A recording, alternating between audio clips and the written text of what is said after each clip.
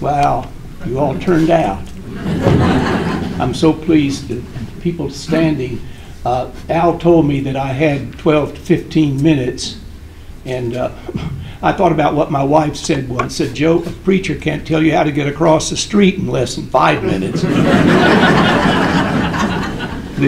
But I'm honored to be a part of this class these 24 years, and I have felt like I've always tried to quit while I was winning. And Tommy Ward wrote me a letter after my last appearance telling me how fine I did. And he said, when you dropped the Bible under the pulpit, you went down and kept on talking while you were down there. So I didn't bring a Bible today, but I brought Scripture in my heart. And I feel like a presentation like this can be immortal without being eternal. And so I will be brief today.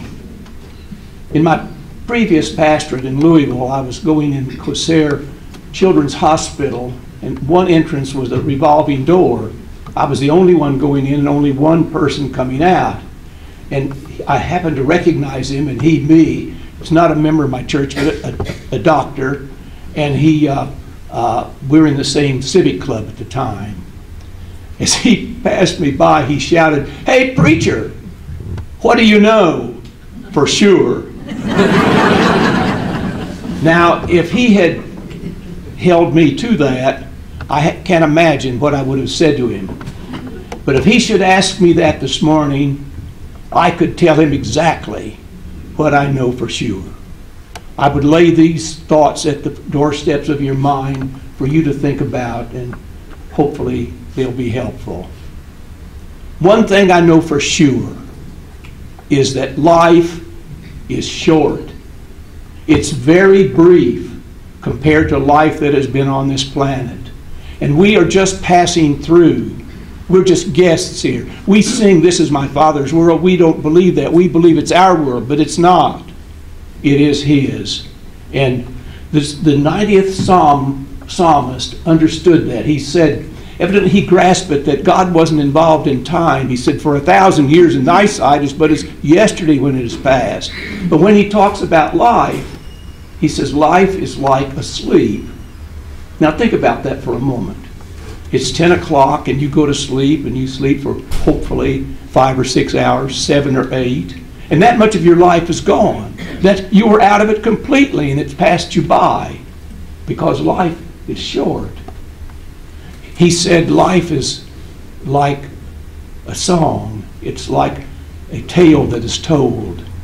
Well, now, you know that's true, that life is like that. You sit down to Masterpiece Theater and watch the Downton Abbey, and an hour and a half passes. Good grief. Well, that's the way it happens in our lives. We realize that life really is short. First summer here, we took our children, flew them out west, and rented a car and tried to see the Hoover Dam and all those things. When we got to the Grand Canyon, I had no idea what was in store for me. There's nothing else like it in the world. You peek over the rim and look down, and it's a mile down there, 5,280 feet. And archaeologists tell us that each foot represents 1,000 years. See what we're talking about here? It's 5,280,000,000 years that's been there. I say to you, life is short. Now, the second thing I know for sure is that death is certain. And if you don't feel like thinking about it, you haven't faced the reality that you're going to die. My dear friend, my predecessor here, Jack Redhead, moved out to Wellspring, and he announced, "Wellspring is God's waiting room." Now that's clever, but let me tell you something. The whole world is God's waiting room. It just so happens that at Wellspring, some of us are nearer to the end than others. But it is God's waiting room. The world is. And so, let's see, where am I on there? I didn't write a manuscript this time. I've just got it all memorized. I think maybe that concludes that point. That life is short and death is certain. And we need to recognize that we are going to die. I had what I call an epiphany regarding that when I was 36 years old. It was on September the 17th, 1961, in Louisville, Kentucky. I sat down for breakfast and I opened the Courier Journal, and there the headline on the paper was that Dag Hammarskjöld, the General Secretary of the United Nations, was killed in a plane accident along with all of his attachés over the Democratic Republic of Congo. He was on his way for a peace mission to South Africa. When you read it, it wasn't exactly an obituary, but it came down to the end, and the last sentence on that paper said this: Mr. Hammarskjöld always carried in his attaché case a copy of the book, The Imitation of Christ, by Thomas à Kempis.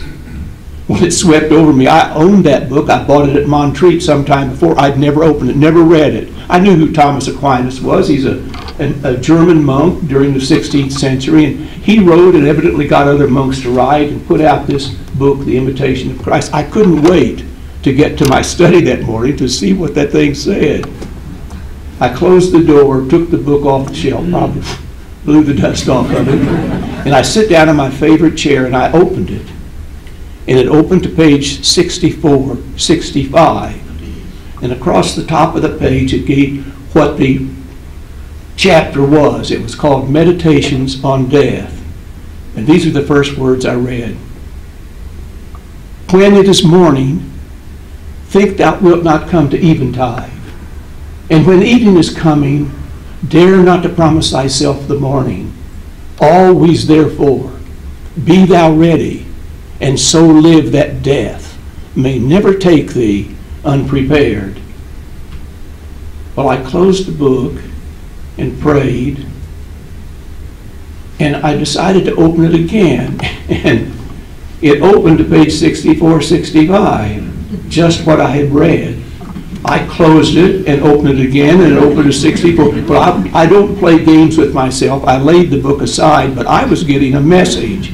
Now, it doesn't mean that you get up in the morning and say, Lord, is it today? Am I going to get it today? It's not like that.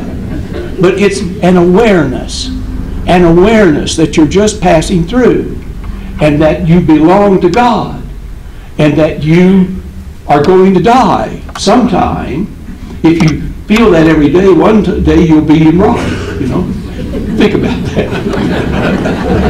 That's supposed to be humorous. But if you think you're going to die that day and don't, one day you will, okay? You'll be right. All right.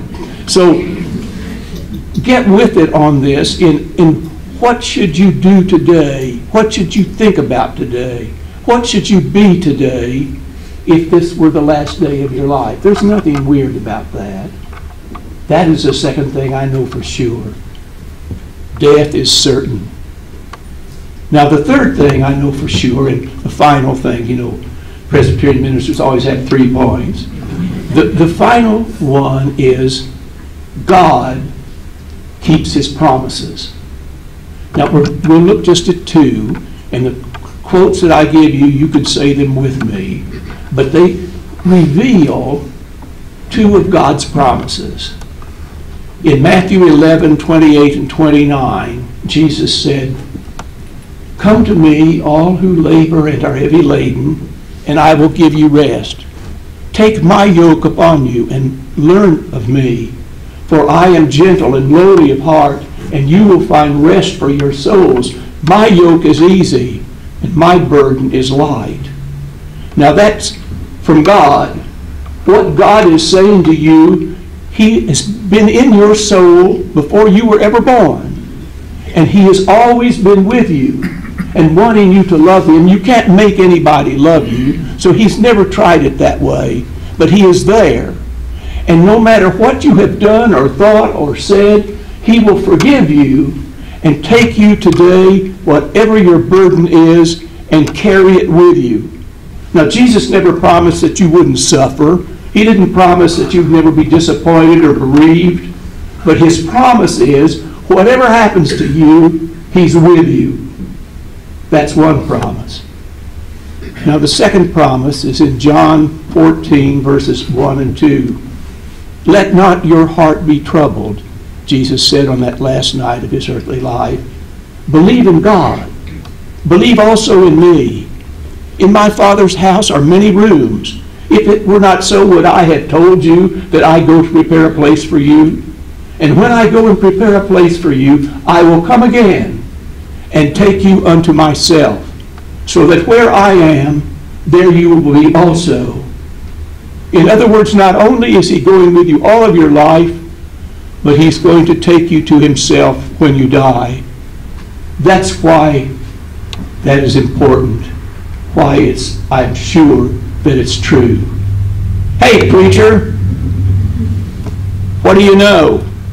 For sure, I know that life is short, death is certain, and God keeps his promises.